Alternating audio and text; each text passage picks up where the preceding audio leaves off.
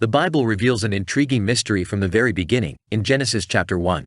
God, the great creator, gave life to everything that exists but doesn't tell us the origin of the devil. In verse 31, we can read, "And God saw everything that he had made, and behold, it was very good. And there was evening and there was morning, the sixth day." This indicates that in the creation, angels also emerged as good beings. However, the Bible doesn't provide us with details on how or when the devil entered the scene. Genesis simply doesn't give us information about the fall of Satan, leaving us with this intriguing enigma. James, in chapter 1, verse 13, clarifies that no one should claim to be tempted by God. For God cannot be tempted with evil, and he tempts no one. This suggests that initially, Satan was created as a good being with the ability to make moral choices and be responsible for them. However, at some unspecified point, the devil chose to disobey God's law. When Adam and Eve sinned in the Garden of Eden, Satan was already corrupt and manifested himself in the form of a serpent. Even Jesus refers to him as an evil being.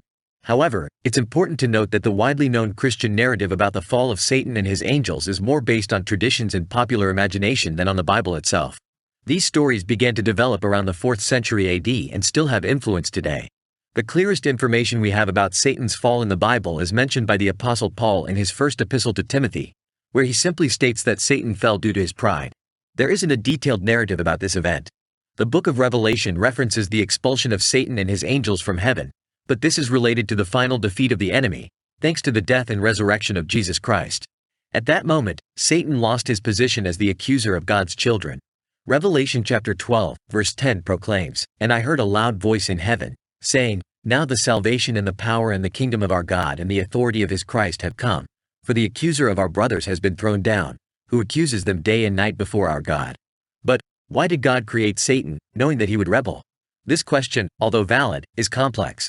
If we applied this questioning to everything in creation, we might wonder why God allowed the existence of radiation, which can cause harm, or why he created parasitic organisms that cause diseases, or even why he permitted sexual relationships, knowing there would be abuses. The truth is that the question of why God created the devil, with knowledge of his future actions, isn't that straightforward. We must understand that evil is part of God's grand plan. He had foreknowledge of the future from the beginning and created everything with a higher purpose.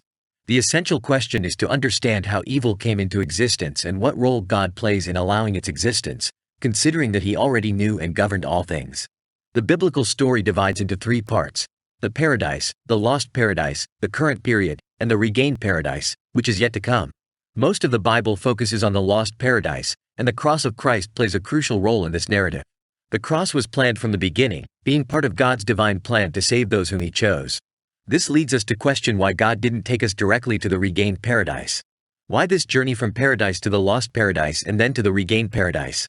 The answer lies in the fact that all things, both good and evil, are intertwined in God's purpose.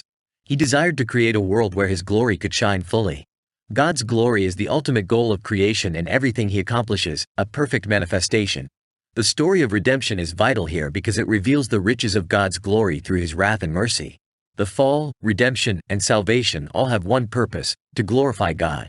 The culmination of this display of his glory occurred at the cross, where his wrath, justice, and mercy intersected extraordinarily. It's crucial to understand that God is not the author of sin, for he is entirely good. The responsibility for sin lies with those who have free will. God orders future events in a way that preserves the freedom of his creatures, guiding all things so that even when creatures act according to their own desires, they are fulfilling God's supreme will. This concept is known as concourses in theology. As for the question of why Satan has not been destroyed yet, we must understand that God transcends time and space, and his action goes beyond all dimensions. When Jesus died on the cross, Satan was defeated and condemned. This condemnation will be realized at the end of times when he will be cast into hell. However, for God, this event has already happened because he is not limited by time. But for us, human beings, who live in a linear reality, we still do not see the complete destruction of Satan. This fits into the complex theological concept known as already, but not yet, which deals with the tension between what has already occurred from God's eternal perspective and what has not yet fully manifested in our finite reality.